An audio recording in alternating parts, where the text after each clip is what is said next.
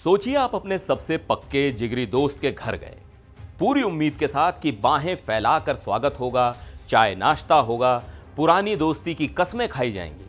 लेकिन दरवाजा खुलते ही आपका दोस्त आपसे शिकायत कर दे, आपको खरी खोटी सुना दे। कुछ ऐसा ही हुआ है पाकिस्तान के आर्मी चीफ आसिम मुनीर के साथ। वो पहुंचे थे अपने आयरन ब्रदर यानी लोहे जैसे मजबूत दोस्त चीन, लेकिन वहां स्वागत के साथ साथ उन्हें एक ऐसा सरप्राइज मिला जिसकी उन्होंने उम्मीद भी नहीं की होगी। चीन ने उनसे एक ऐसा तीखा सवाल पूछ लिया कि इस्लामाबाद तक हलचल मच गई। तो क्या है ये पूरा मामला? चीन ने अपने खास दोस्त पाकिस्तान को ऐसी क्या वार्निंग दे दी और इस कहानी में भारत का एंगल क्या है? चलिए आज इस जियोपॉलिटिकल ड्रामे की परतें खोलते हैं। नमस्कार, मैं हूं सिद्धार्थ प्रकाश। तो कहानी शुरू होती है पाकिस्तानी आर्मी चीफ आसिम मुनीर के बीजिंग दौरे से। यह उनका पहला चीन दौरा था, खासकर भारत के साथ मई में हुए तनाव के बाद।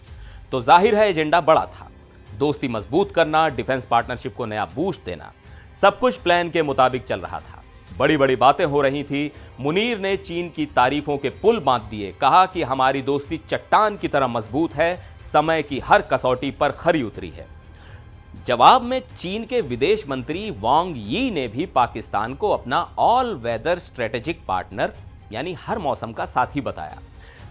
यहां तक तो सब ठीक था, लेकिन फिर आया कहानी में असली ट्विस्ट। मीटिंग के बीच में चीन के विदेश मंत्री वांग यी ने अचानक एक ऐसा मुद्दा उठाया जिससे कमरे का माहौल बदल गया। उन्होंने सीधे सीधे आसिम मुनीर से पूछ लिया कि पाकिस्तान में हमारे लोगों, हमारे प्रोजेक्ट्स और हमारी कंपनियों की सुरक्षा का क्या? यह सवाल कोई हवा में नहीं पूछा गया था, इसके पीछे थी चीन की बढ़ती चिंता। आपको याद दिला दूं कि अक्टूबर 2024 में कराची एयरपोर्ट के बाहर एक सुसाइड हमले में 2 चीनी इंजीनियर मारे गए थे। उससे पहले मार्च में उत्तरी पाकिस्तान में एक और आत्मघाती हमले में 5 चीनी वर्करों की जान चली गई थी। चीन पाकिस्तान में CPEC यानी चाइना पाकिस्तान इकोनॉमिक कॉरिडोर पर अरबों डॉलर निवेश कर रहा है। हजारों चीनी नागरिक वहां काम कर रहे हैं और अगर वो ही सुरक्षित नहीं है तो चीन का पैसा, उसका प्रोजेक्ट सब खतरे में है। चीन का यह सवाल दरअसल एक सीधी सादी वार्निंग थी कि भाई हमारी दोस्ती अपनी जगह है, लेकिन हमारे लोगों की जान से खिलवाड़ बर्दाश्त नहीं किया जाएगा। अब इस सवाल से पाकिस्तानी आर्मी चीफ थोड़ा असहज तो हुए होंगे।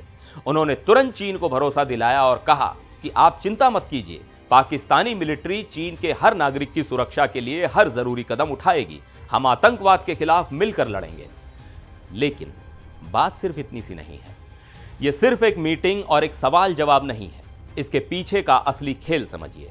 देखिए, चीन और पाकिस्तान की दोस्ती को आयरन ब्रदरहुड कहा जाता है, लेकिन यह एक मतलब की दोस्ती है। चीन को पाकिस्तान क्यों चाहिए? उसे CPEC के जरिए अरब सागर तक पहुंचने का रास्ता चाहिए।